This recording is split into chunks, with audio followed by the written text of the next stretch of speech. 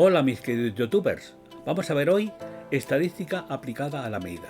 Realmente la influencia de la estadística sobre las mediciones que hagamos con nuestra instrumentación son realmente importantes si queremos valorar evidentemente conceptos de incertidumbres y conceptos de tolerancia. Si queremos manejar esos conceptos es necesario evidentemente para leer un instrumento decir me da 22 voltios, punto.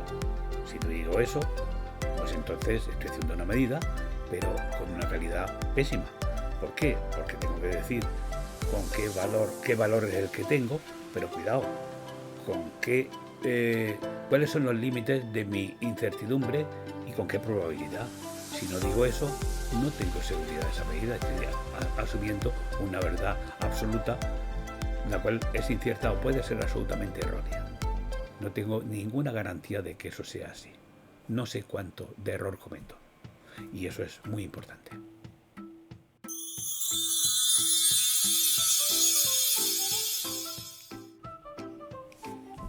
Hola, vamos a ver estadística aplicada a la medida.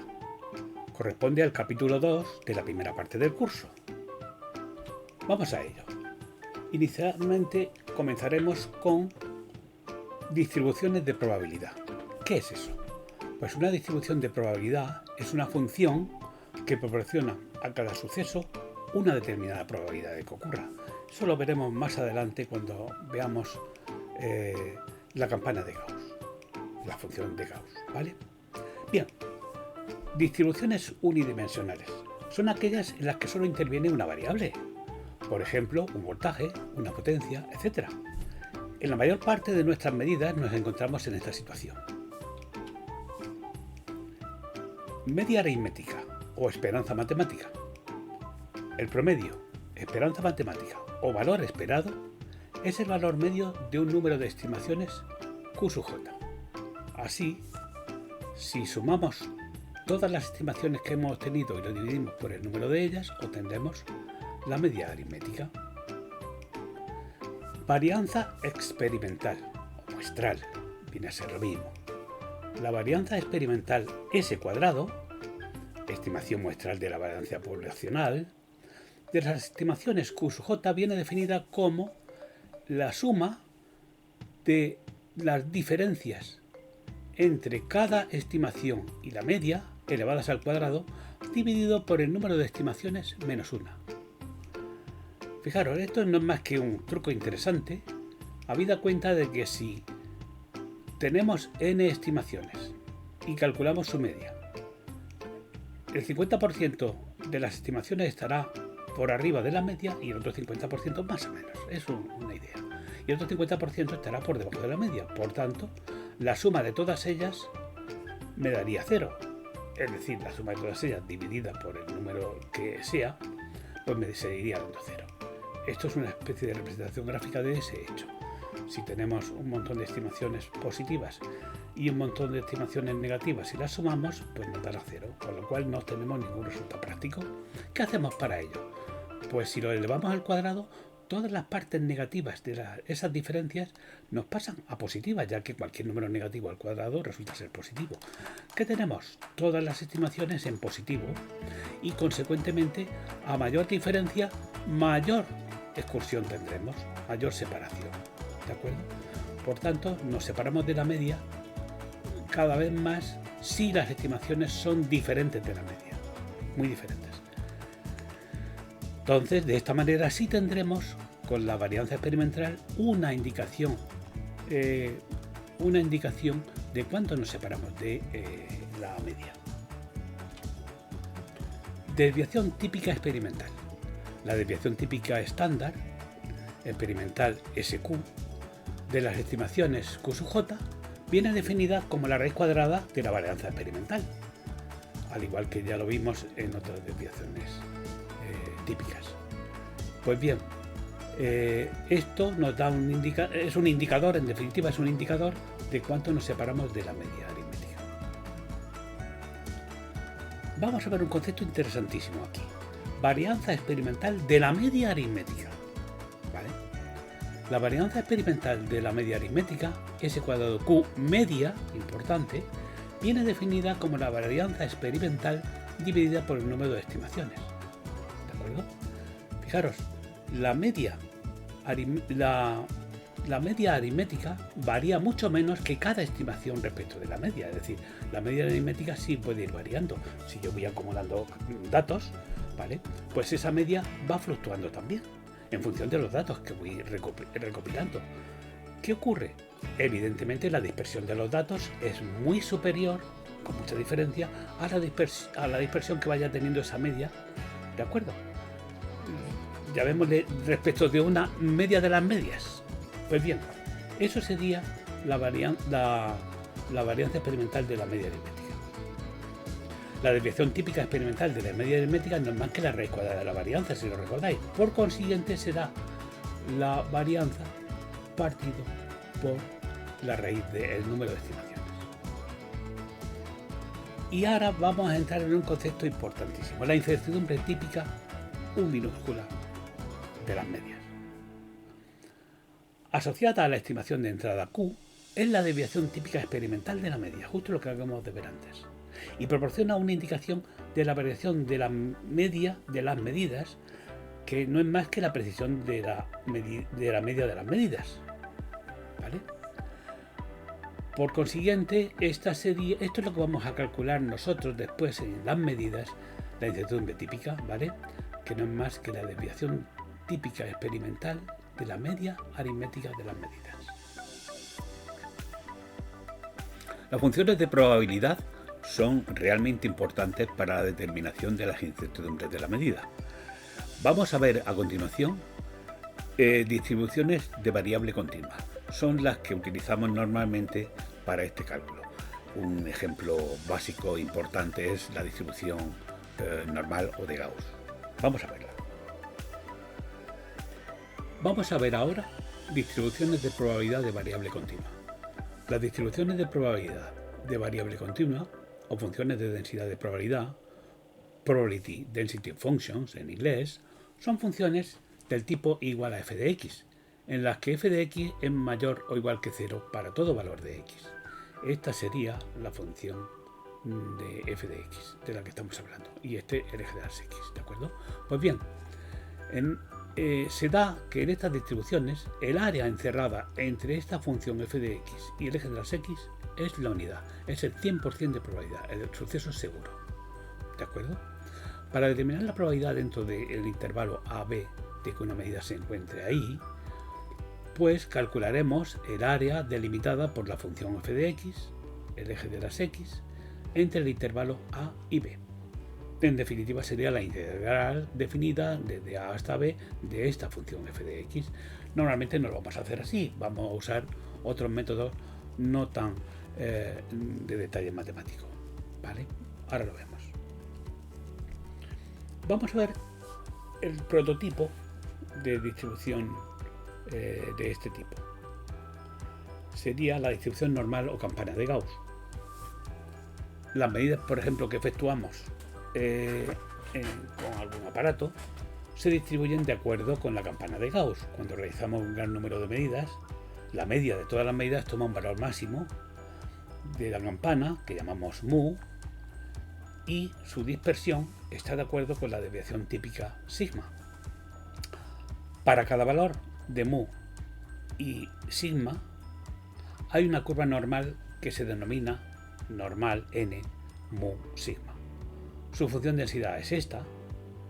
Para poder representarla se puede realizar fácilmente, y se da la circunstancia siguiente, y es que si tenemos un intervalo de entre menos sigma y más sigma, o sea mu menos sigma y mu más sigma, pues el área encerrada en ese intervalo de más menos sigma pues sería el 68,26% de probabilidad. Si nos vamos a mu menos 2 sigma hasta mu más 2 sigma, el área encerrada aquí se corresponde con el 95,44% de probabilidad. Si nos vamos ya a 3 sigma, mu menos 3 sigma hasta mu más 3 sigma, ya nos vamos a un 99,74% de probabilidad, prácticamente casi el suceso seguro. Es decir, las medidas que están situadas según una distribución normal de Gauss entre menos 3 sigma más 3 sigma, prácticamente están todas ahí metidas. Tan solamente hay unos poquitos valores que quedan fuera de ese intervalo. ¿Vale? Bien. Normalmente la campana de Gauss la vamos a usar mediante tablas. En la tabla hay una tabla específica de distribución normal estándar, que se llama, en la que es la N01, en la que tenemos los valores de probabilidad para cada valor de X y nos da la probabilidad de que X sea menor o igual que K. Por ejemplo, si fijamos un valor de K como un límite y queremos saber cuál es la probabilidad de que X sea menor que este valor, que X sea menor que este valor, por ejemplo este, cualquiera de estos, no tenemos más que calcular el área encerrada aquí, la integral de esa función que hemos visto antes, entre menos infinito y K. Pues bien, eso no hace falta hacerlo, ya está tabulado en una tabla, ¿vale? Y nos daría la probabilidad de que X sea menor que K, nos daría la probabilidad, la tabla de la normal estándar 0,1.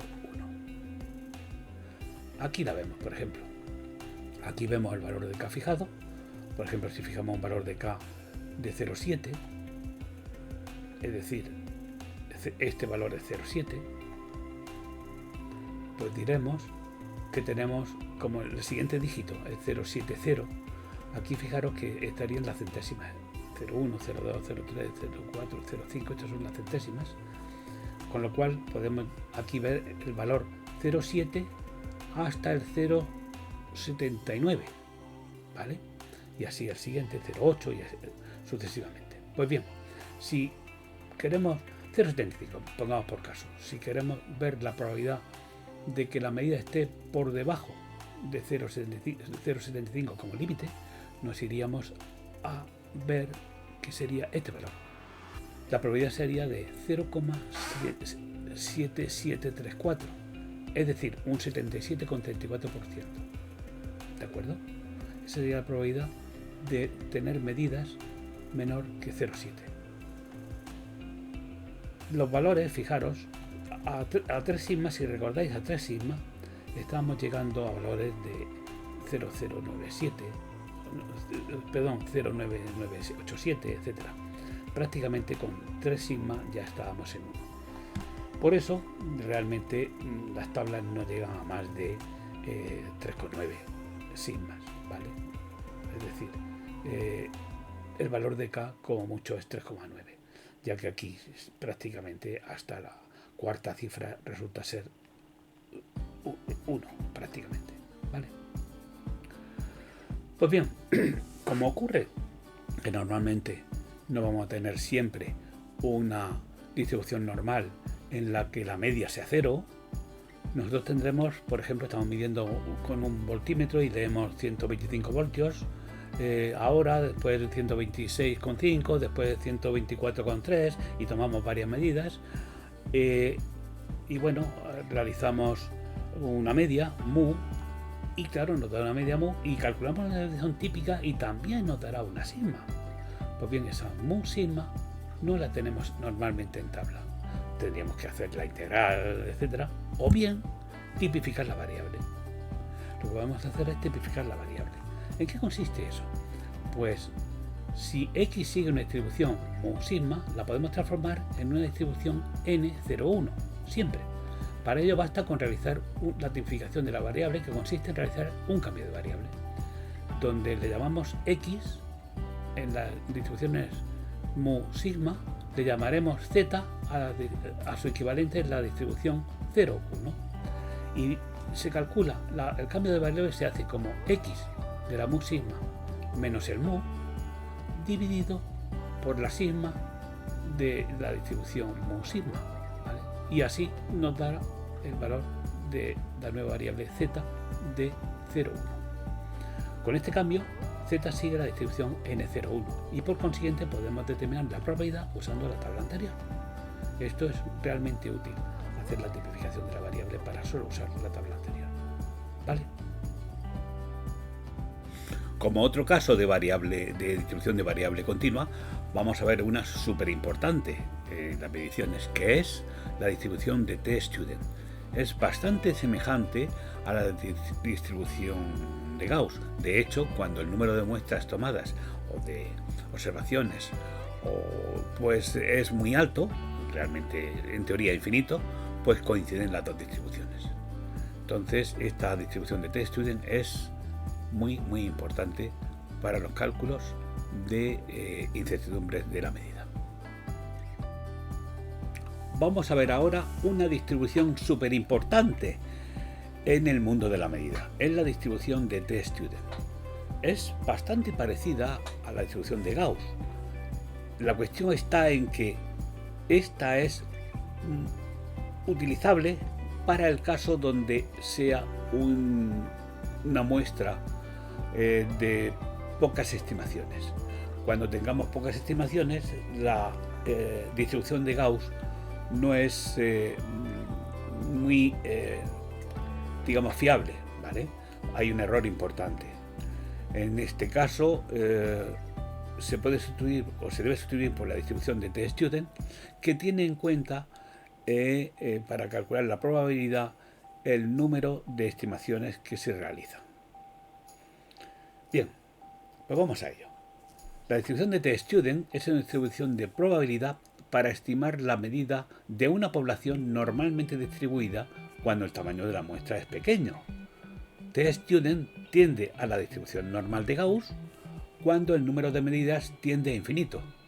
Su función densidad es esta que veis aquí. Y aquí podemos ver cómo cuando n aumenta se va convirtiendo esta última de aquí, ¿verdad? N igual 100, se va convirtiendo a la distribución de Gauss. Fijaros que si el número de muestras es 1, o 4, o 2 pequeñas muestras, pues el ancho de los valores para la misma probabilidad de Gauss aumenta. En definitiva, esto se traducirá luego, como veremos, en que el factor de seguridad K sea algo mayor que en el caso de la distribución de Gauss. La distribución de t-student surge cuando la desviación estándar o varianza de una población se desconoce y debe ser estimada a partir de los datos de una muestra de varias medidas. Vamos a ver a continuación cómo se utiliza la tabla de doble entrada de la distribución de t-student para una distribución de dos colas. ¿A qué llamamos colas? Pues llamamos colas a lo que queda después de los valores que pongamos aquí, límites, lo que queda de aquí hacia la derecha y lo que queda de aquí a la izquierda serían las colas, ¿de acuerdo? Ya lo veremos.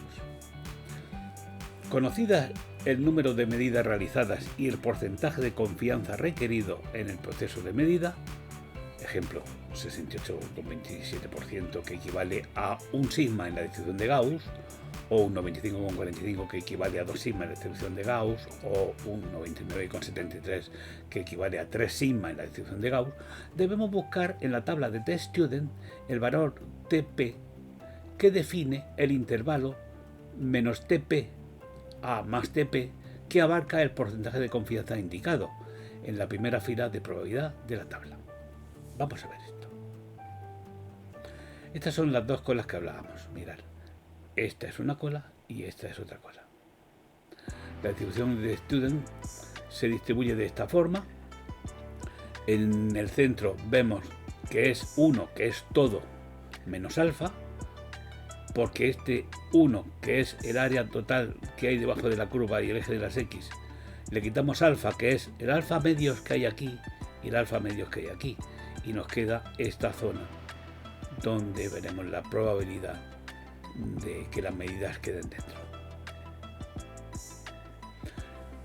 La distribución de t-student en una distribución normal de Gauss con una media mu y una desviación típica sigma, el intervalo mu más menos k por sigma abarca una probabilidad del 68,27% para k igual a 1, este k igual a 1 para un sigma, del 95,45% para k igual 2, para este K igualmente, y del 93,7% para K igual 3, etc. Dice, en una distribución T-Student, para abarcar la misma probabilidad apuntada, los valores de K a usar son algo mayores y dependientes del grado de libertad, es decir, del número de medidas, según aparece en la tabla. Luego lo veremos. Dice, siendo el valor absoluto de T es el valor absoluto de la variable aleatoria, tendremos que la tabla contiene los valores de T minúscula, tales que la probabilidad de que la variable estadística T, el valor absoluto, sea mayor que T, sea igual a alfa. Aquí T hace la función de K en la distribución de Gauss. La primera fila de la tabla indica las probabilidades alfa. La columna N indica los grados de libertad, que son el número de mediciones menos 1. Y alfa se reparte por igual en ambos lados, colas, de la curva de distribución de T-Student como alfa medios. La parte central encerrada por la curva de distribución entre más T y menos T contendrá los valores T tales que la probabilidad de que el valor absoluto de T sea menor que T, y esto es igual a 1 menos alfa. Aquí vemos la tabla. Los grados de libertad están aquí, que son las medidas menos 1. N es el número de medidas que hagamos menos 1.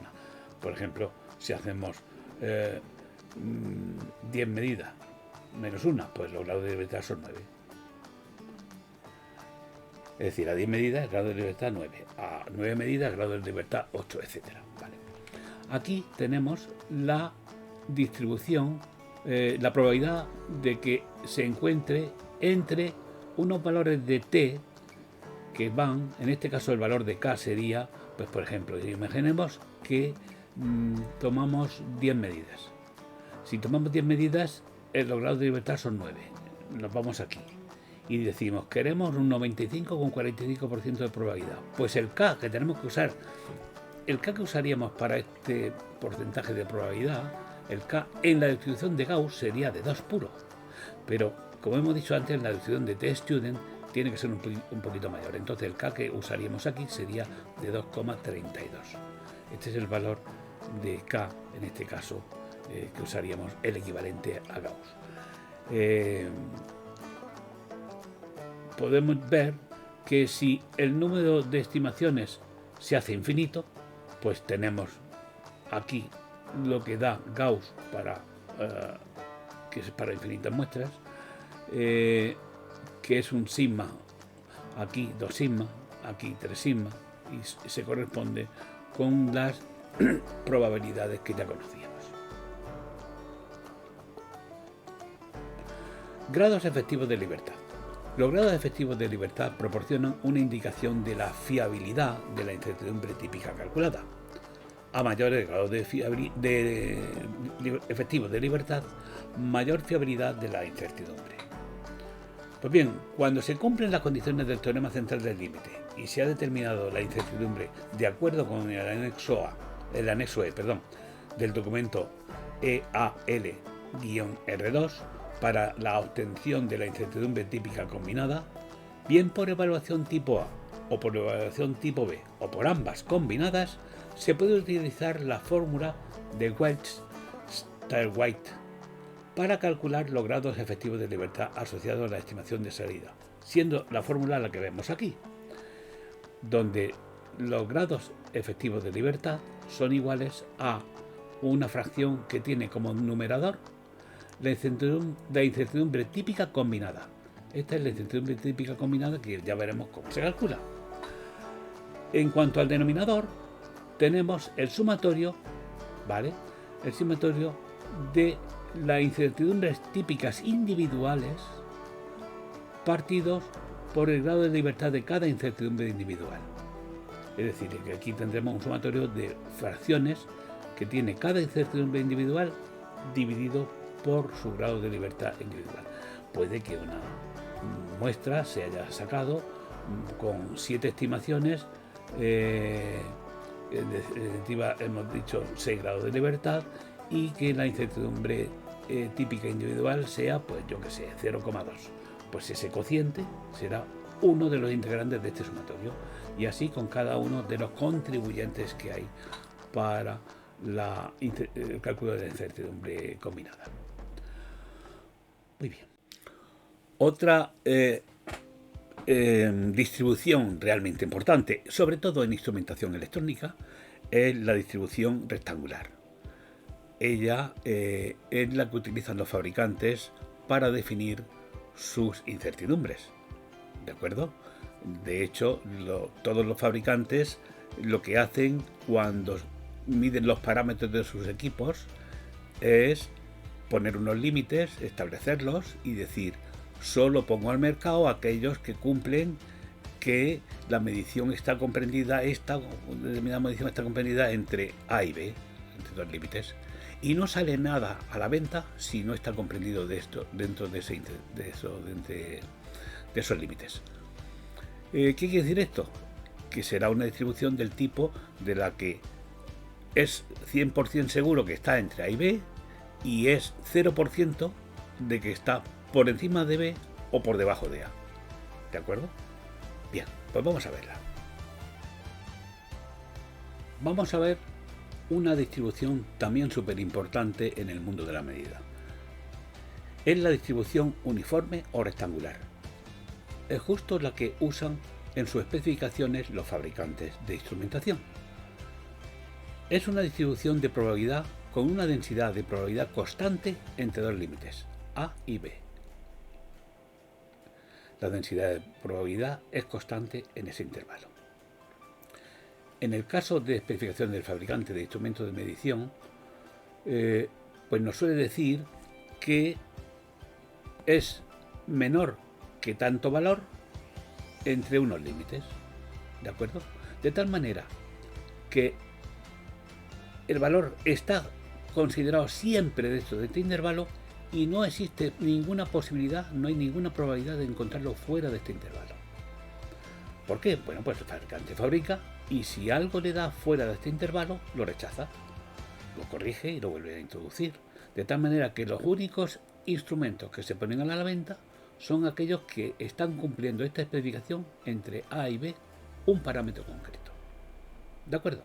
Pues bien, siendo esta la distribución, la expresión de la distribución, ocurre que si convertimos esta distribución, que luego veremos para qué es importante esto, y es que si yo quiero especificar exclusivamente la incertidumbre de una medida tomada con un instrumento, por ejemplo un voltímetro en voltios, y no interviene en esa incertidumbre nada más que la lectura del instrumento, pues puedo declarar la misma incertidumbre que declara el fabricante. Pero si lo que quiero es combinar esta incertidumbre con otras que pudieran aparecer en esa medida, entonces ya no puedo usar el valor de esta incertidumbre tal y como está en el manual del fabricante, sino que tengo que pasarla a una forma igualatoria de las otras incertidombres, de tal manera que pueda combinarlas porque las pongo en una situación de homogeneidad.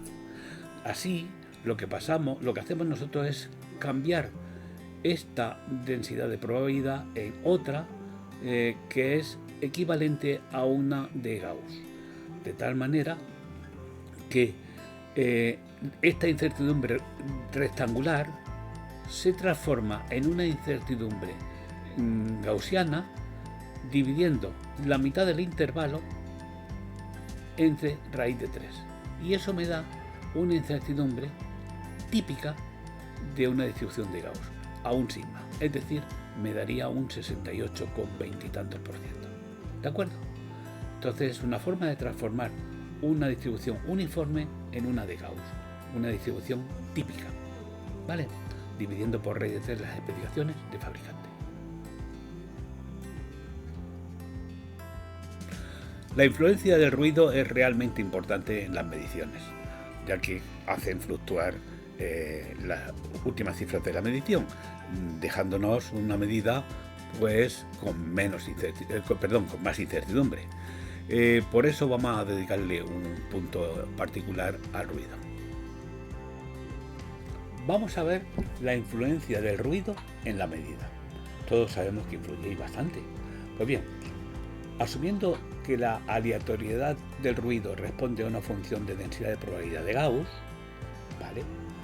La realización de n medidas hará decrecer el ruido, en inglés jitter, por raíz cuadrada de n, del número de medidas. Véase esta tabla a continuación, por cortesía de Keysight Technology. Y es, para una medida, pues el tanto por ciento de reducción del ruido es 0 y el tanto por ciento del ruido residual es el 100%. Para 10 medidas ya tenemos un raíz de n que es 3,16. Por tanto, se reduce el jitter, se reduce a un 68,4%. Y el jitter residual se queda en un 31 y pico por ciento. Si hacemos 64 lecturas de la misma medida, 64 estimaciones, pues ya tendremos un raíz de n de 8, ¿vale? Y una reducción del ruido del 87,5%, y nos quedará un ruido residual del 12,5%. Lo hemos bajado bastante, como veréis. Si hacemos 100 medidas, pues nos quedamos en el 10%. Tenemos un 90% de reducción de ruido y nos queda un 10% residual. Con 256 medidas, pues fijaros que ya nos queda pues del 5% aquí, y aquí casi el 95%. Es decir, como veis, cómo influye la reducción del ruido con la toma de n muestras para hacer el promedio de la medida. Eso gráficamente se puede ver aquí. Fijaros que realmente si tenemos un compromiso entre el tiempo que debemos dedicar a realizar una toma de medida, sobre todo esto es importante en los sistemas automáticos, ¿vale?, de medida. Pues bien, si queremos optimizar, buscar un compromiso entre el tiempo de dedicación a realizar una medición y la incertidumbre, la incertidumbre definitiva sí, es la influencia del ruido, pues fijaros que irnos a esta zona de aquí nos permite rebajar a un 30% el ruido, ¿vale? Y solo estoy tomando este es el jitter residual, estoy tomando de 11 o 12 medidas. Es decir, que con 11 o 12 medidas para hacer un promedio ya reduzco el ruido hasta dejarlo en un 30%. Fijaros que deduzco un 10% más, pero ya me tengo que ir a 4 veces más de medidas. Es decir, ya voy necesitando muchísimas medidas para bajarlo muy poquito. Fijaros que en esta zona de aquí, a pocas medidas que utilice, bajo el jitter residual, lo dejo le pongo una bajada porcentual importante, ¿vale? Eso es lo que quería comentaros. Vamos a ver ahora distribuciones bidimensionales, la correlación entre variables. Esto no es excesivamente frecuente en las medidas en electrónica, pero se puede dar el caso y hay que tenerlo en cuenta porque la incertidumbre varía en función de que exista o no correlación entre variables. Vamos a ello. Vamos a ver ahora distribuciones bidimensionales. La correlación es lo que vamos a ver. Esto es útil en algún tipo de mediciones donde existe esta propiedad, la correlación, por el uso, por ejemplo, de un mismo instrumento en dos mediciones diferentes. En este caso, pues veremos lo que ocurre. Dice, en las medidas electrónicas que realizamos no es frecuente encontrarnos relación entre las estimaciones o variables de entrada, aunque en ciertas ocasiones sí puede existir una relación funcional o estadística entre ellas. En este caso decimos que existe una correlación entre las variables, pudiéndose esta ser directa o positiva si va al aumento de una variable le corresponde el aumento de la otra, o inversa o negativa cuando al aumento de una variable le corresponde una disminución de la otra. Vamos a ver lo que se llama un diagrama de dispersión o nube de puntos. Para estudiar la relación entre dos variables de entrada, suele ser útil utilizar un diagrama de dispersión en el que se puede estudiar cómo influye la variación de una sobre la otra. En una relación funcional, existe una relación funcional entre dos variables cuando están relacionadas mediante una función con una fórmula. Por ejemplo, y igual a 2x. Aquí tenemos la recta que nos da la función y igual a 2x. De tal manera que a cada valor de x le multiplicamos por 2 y obtendremos el valor de y. 2 por 2, 4. 3 por 2, 6. Y así sucesivamente. Esto es lo que se llama una relación funcional. ¿Vale? Relación estadística. Cuando no existe una relación funcional. Es decir, cuando no hay una fórmula que nos diga que a tanto el valor de x le corresponde, a cada valor de x le corresponde específicamente un valor de y mediante una fórmula. En este caso, cuando las variables están relacionadas estadísticamente, distribuyéndose los puntos a lo largo de una línea imaginaria que se denomina recta de regresión. ¿Vale? Es decir, que esto es lo más relevante. Digamos que la funcionalidad, si existiese cierta funcionalidad, esta funcionalidad sigue esta recta de regresión. A este valor le corresponderá más o menos un valor de por aquí. A este valor le corresponderá más o menos un valor de por aquí. Realmente a este le corresponde este. A este le corresponde este. Vale, a este le corresponde este. Pero está todo alrededor, muy cerca de la recta de regresión. Y esto es una relación estadística. Recta de regresión. La recta de regresión de y sobre x, estamos hablando de y sobre x, ¿vale? Tiene esta expresión. Esta es la fórmula típica de la punto pendiente. Esta sería la pendiente de la recta. Esto sería la y media, la x y la x media. Aquí nos dice que ese xy es la covarianza de x e y. S de x al cuadrado es la varianza de x y x media e y media son las medias de las x e y respectivamente, de las medidas x e y. Análogamente sería la recta de regresión de x sobre y. En este caso sería de x sobre y. ¿Vale? Pero lo normal es ver rectas de regresión de y sobre x. Eso es bastante más normal. Medida de la correlación. Para medir la correlación deberemos utilizar diferentes parámetros.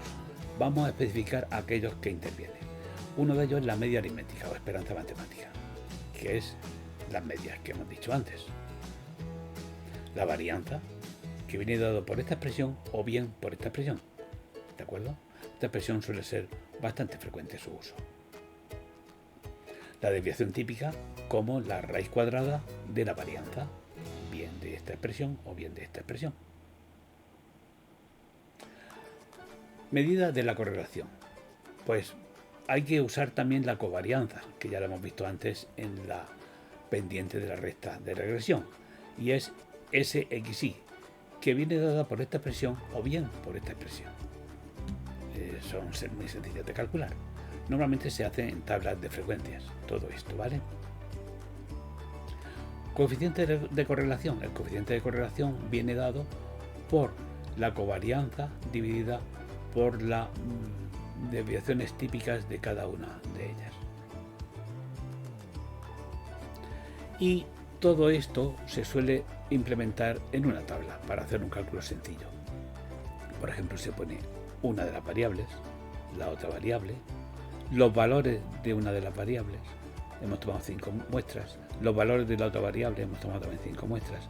Aquí se eleva al cuadrado cada una de las variables. Esta es el cuadrado de esta es el cuadrado de esta es el cuadrado de esta, y lo mismo con la y, con esta otra variable, el cuadrado de esta, etc.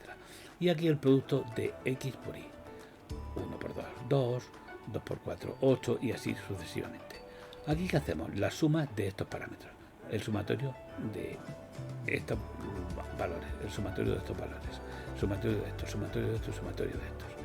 Bien, luego aquí también ponemos las medias de estos valores, la media de estos valores, la media, aquí no, aquí calculamos ya directamente la desviación típica, ¿vale? de una de las variables, la desviación típica de la otra variable, y aquí la covarianza de las dos variables, con las fórmulas que hemos usado. Pues si tenemos aquí el sumatorio de los productos, lo veis, significa este dato de aquí, este 65 el que diría de numerador, n es 5 valores, 1, 2, 3, 4 y 5 tomados, y menos la x media y la y media, menos esto por esto, ¿vale? Nos dará este valor que es el que ponemos aquí. ¿Comprendido?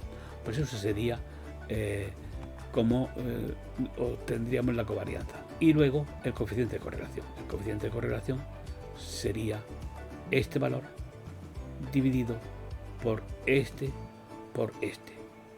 ¿vale? Y nos daría en este caso, en este ejemplo, pues 0,85, que es una correlación relativamente fuerte. Hay cierta influencia de una variable sobre la otra. Y nada más.